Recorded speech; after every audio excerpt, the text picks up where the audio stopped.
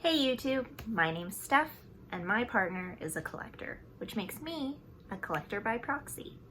I haven't made any videos for a while. We've been busy with it being summer and we actually started renovating our board game room in the basement, which is very exciting, but it is taking a while. So I figured I would share a quick board game review with you from my living room.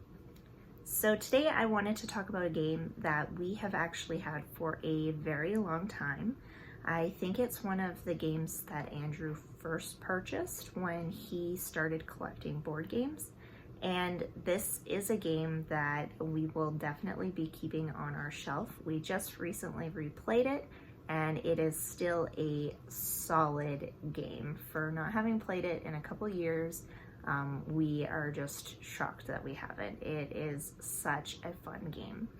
And that game is Dominant Species. So Dominant Species came out in, I think, 2010. It is a strategy game and it is kind of a fun survival of the fittest evolution based game. So the idea of the game is that basically we're in prehistoric times.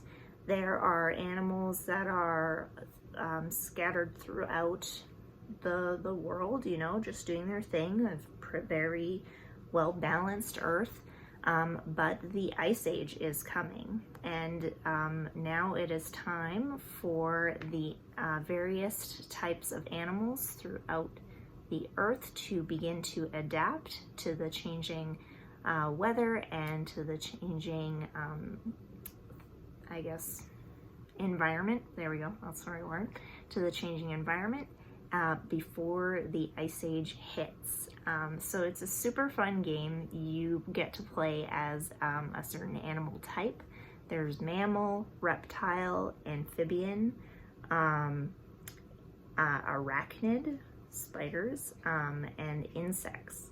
And you all have obviously a different level of the food chain, as well as different bonuses that you get for your animal type, which I think is really cool. And it's just, you know, you battling it out with the other kinds of animals, trying to see who can not only cover the most ground, but also hold it, because you'll do battle and kind of fight for territory before, you know, the Ice Age hits and who is going to survive. It's a points-based game, so you've got your points track all the way around, and whoever has the most victory points at the end of the game is the winner, which is pretty cool because it kind of gives you a solid, like, who's ahead and who's behind. And it is a very strategic game, which I think is what Andrew and I like the most about it. It's also it feels like a complicated game, but I don't really think it is. It's for 2 to 6 players. We have only ever played it just the two of us, because we have yet to find, I think, people that would like solidly be into learning how to play this game, because the rule book is pretty daunting. It's one of those games that, I guess, 2010, it's one of those games that seems really complicated. Like, there's a lot of moving parts. On the back here, you can see, like, this is an example. Oh God, there we go. This is an example of the board game itself, and I'm sure you could look up a playthrough of it. But, you know, you've got all of these different things going on here.